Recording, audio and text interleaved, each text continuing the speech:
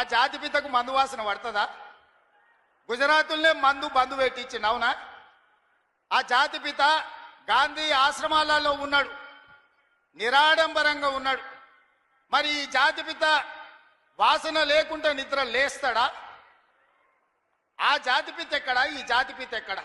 ఆ జాతిపిత ఎక్కడో చిన్న చిన్న దళిత వాడల్లో జీవితం గడిపితే 100 ఎకరాల ఫామ్ హౌజుల్లో ఈ జాతిపిత గారు ఉన్నారు. ఈయన జాతిపిత ఎట్లయితాడని నేను అడుగుతున్నా.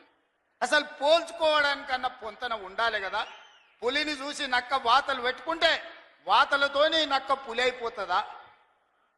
జాతిపిత అంటే ఎవరు? కొండ లక్ష్మణ్ బాబూజీ జాతిపిత. జాతిపిత అంటే ఎవరు? ప్రొఫెసర్ జయశంకర్ జాతిపిత.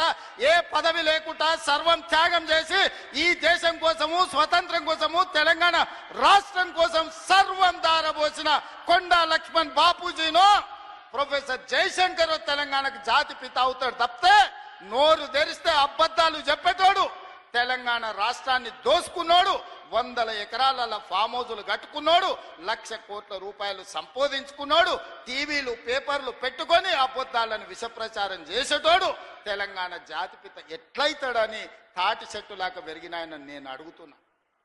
ఇవాళ నేను ఇక్కడున్న యువకుల్ని కూడా అడుగుతున్నా, ఎవడయా జాతిపిత తెలంగాణకు? తాగుబోతాడు